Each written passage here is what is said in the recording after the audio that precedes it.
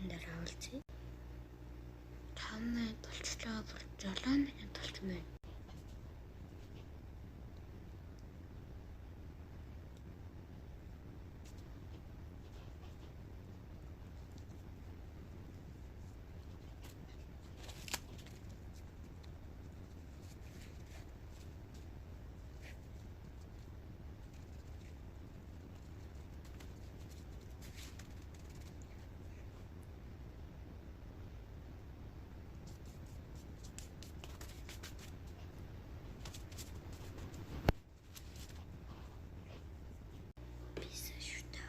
Бэсэ шүтээ угачлаа. Тэгээд бисэ бичиж ямартаж юм үзэнгээрээ шүтээ ингээд угачаад тэгээд ялтаж хэлээд тэрнээ бичих юм чи тээ.